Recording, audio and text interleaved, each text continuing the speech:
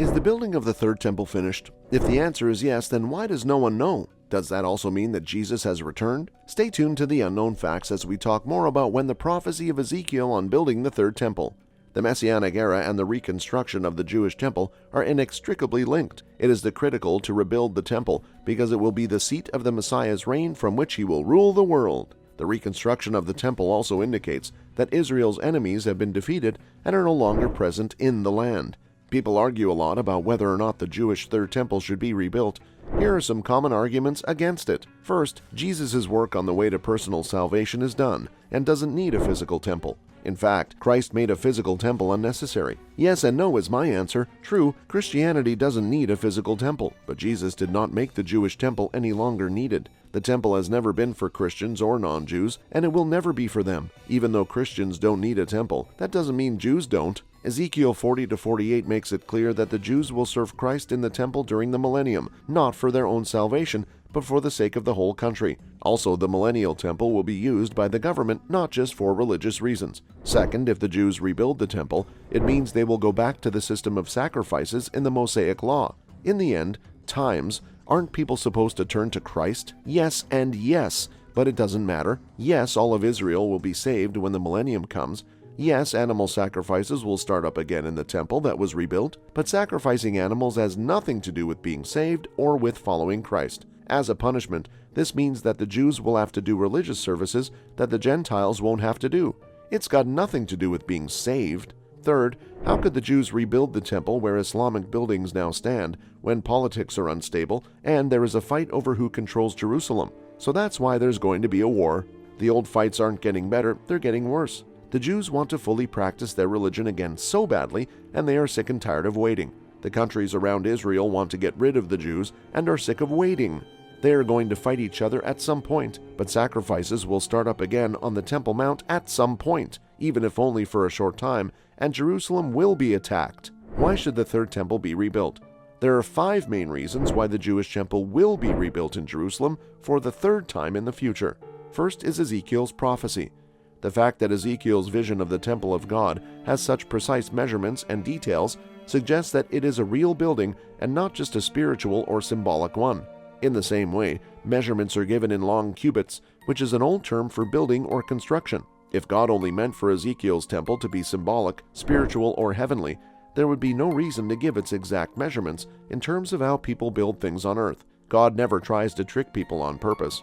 Also, the idea that Ezekiel's temple is a vision of heaven is completely ruled out by Revelation 21:22, which says that there will be no temple in the New Jerusalem, which is heaven. I won't read a Bible verse in a way that makes it contradict another Bible verse, and you shouldn't either. If heaven won't have a temple, then Ezekiel can't tell us anything about a temple in heaven.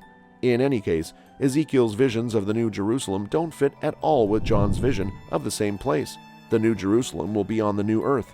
It will be 1,500 miles square and the same height. There will be 12 gates in the city, each named for one of Israel's 12 tribes. However, no land will be given to each tribe. Revelation says that there can't be a temple, but in Ezekiel's visions there is one. Also, the city of Jerusalem is only 4,500 cubits square instead of 1,500 miles. Ezekiel foresaw that the land of Israel would be redivided among the tribes. The boundaries would be written in standard metes and bounds language, just like a property deed, and they would be based on real-world landmarks. Also, he saw a river flowing south through the Arabah and into the sea. Again, he used current landmarks which probably won't be there on the new earth. So how could Ezekiel's visions have anything to do with the new earth and the new Jerusalem, which is heaven? It is also true that no temple in Jerusalem has ever been the size that Ezekiel says it should be. Exact measurements of the walls, gates, circumferences, wall thicknesses, altar, chambers, buildings, etc. None of them match the size of the second temple. Also, Ezekiel 47:1-5 talks about a river that flows from the temple to the Dead Sea. This is something that has not happened yet. So this part of Ezekiel's vision also can't be about the second temple. Also, Ezekiel's description of how the land would be divided, with its holy district and tribal divisions, hasn't come close to happening yet. All of these things make sure that Ezekiel's vision of the temple will come true in the future, probably during the millennium. So the question is simple. If no temple in history matches Ezekiel's vision, and there won't be a temple in heaven, why did God give Ezekiel the vision if it wasn't a plan for a building that hasn't been built yet? Since God knows everything from the beginning of time to the end of time, He doesn't need to make guesses, plans for things that might not happen, or make plans that He will never use. If God made detailed plans for a temple that hasn't been built yet, it's because He plans to use those plans in the future. The second reason is the thing that brings desolation. The abomination of desolation is talked about in Daniel 9:27, 11:31, and 12:11. Both Matthew 24:15 and 2 Timothy 2:4 say the same thing. All of these texts are part of prophecies that mostly talk about the Antichrist in the future and not about events in the past. We've already talked about Daniel 9:27. The next section about the abomination of desolation will talk about the other texts. It should be read along with this section. The point is that there can't be a future abomination of desolation if there isn't a temple for it to happen in. Saying that there will never be another Jewish temple is the same as saying that there will never be another abomination of desolation. Look, the abomination of desolation must be either in the past or in the future. If not the future, then you can only choose the past.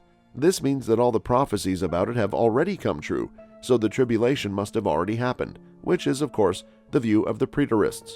But Matthew 24:21 says that the tribulation will be like nothing has ever happened or ever will happen in the history of the world. Can it really be said that the troubled times of 70 AD will never be matched and that nothing will ever be worse? Or is Matthew 24:21 one of those verses that we shouldn't take literally because Jesus didn't mean for us to do that? Plus, Matthew 24:15 talks about the abomination of desolation from Daniel 9 as something that will happen after Jesus' first advent. Even though the destruction of the Second Temple happened 40 years later, the year 70 AD is not usually mentioned as the time when the abomination of desolation happened. People usually say that the event has already happened by pointing to Antiochus Epiphanes IV's destruction of the Second Temple in 167 BC. But Jesus could not have thought that was something that would happen in the future, so we have to think that Jesus' words have not yet come true. The third one is getting back to making daily sacrifices. The verses that have already been mentioned talk about the end of the Jewish daily sacrifices. That's great, but since Herod's temple was destroyed in 70 AD, there haven't been any daily Jewish sacrifices. So if they are to be stopped in the future, they must be first started again. Before sacrifices can start again, at least part of the temple must be rebuilt on the Temple Mount in Jerusalem, or at least space for it must be cleared. Without a rebuilt Holy of Holies, or at least a clean space on the Temple Mount where the Holy of Holies would go, the Jews won't start sacrificing again. The Temple Mount is the only place where the Jewish Holy of Holies can be built. Trust me, there are Jews in Jerusalem right now who know exactly where the Holy of Holies must go on the Temple Mount. There's only one place where something like this could happen. That is, the Jews don't think they have the right to move the Holy of Holies from where it has always been. They have to put it back where God put it in the first time. Also, from a Christian point of view, it's not a question of whether or not the daily sacrifices should be brought back. The Jews will want to go back to them, and it will be them who build the third temple.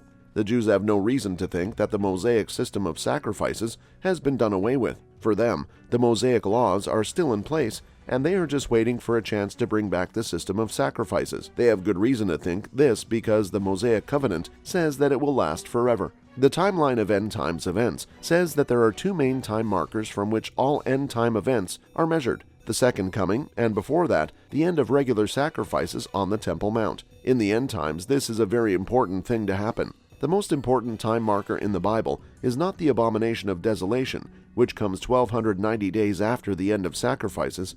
Instead, it is the end of sacrifices. The fourth one is the temple as the government center. Zechariah 6 makes it clear that when Jesus comes back, he will sit on the throne in the temple of God as both king and priest. But the point is that the future temple will serve a government purpose that has nothing to do with sacrifices or atonement. It's easy to get caught up in the talk about sacrifices and forget what the temple was for in the first place. Before the temple was built, the tabernacle was where God's glory, his very presence, lived. Supposedly, this went on until the Jerusalem temple was destroyed in the year 70 AD. Since then, the Shekinah glory, which is God's physical presence, has not been seen anywhere on earth, which makes perfect sense for the time when Christ is sitting at the right hand of the Father and not on earth. Ephesians 1:20 and 1 Peter 3:22. But when Jesus comes back to earth, all of this will change, and he will need a building to live in. So when Jesus died, the temple veil was torn all the way down. Once the Holy Spirit was sent, God's presence moved into every believer, and since then, believers have been God's homes. Even though the Holy Spirit will still do what He does after Christ comes back, there will be something extra that we don't have now. In other words, God's presence will once again be seen in the flesh, in the person of Jesus. This won't change or replace what the Holy Spirit is already doing. It will just add to what he does. So wherever Jesus lives after he comes back will have to be a temple. Since Jesus will be the personification of God's presence, God will live in his house. And by definition, God's house is a temple. During his first coming, people said that Jesus had nowhere to lay his head. Matthew 8:20, Luke 9:58. We have no reason to think that this will happen when Jesus comes back the second time. He will be king of the whole world at that time, and he will need a place to rule from. That place will be the temple in Jerusalem. Because Jesus will live there, it will once again be the house of God. There are already groups and organizations in Israel whose goal is to make sure that a third temple is built and sacrifices start up again. The Temple Institute and the Temple Mount Faithful are two of the most well-known of these officially, the Temple Mount and Eretz Yisrael Faithful movement. The third temple won't be finished until after Christ comes back, but that doesn't mean the Jews won't try to get it going sooner. When you look at the verses about the abomination of desolation and the beginning and end of sacrifices, it may appear that the Jews will try to rebuild the temple in the future. This work may or may not be done, or be successful. It could be the rebuilding that Daniel 9:27 says will be stopped before it's done. Still, this unfinished work might clear the Temple Mount area, which might be enough to get the regular sacrifices going again. So that was all about the video. Hope you find it informative. Then do subscribe to our channel, hit the like button, and press the bell icon for more updates like this.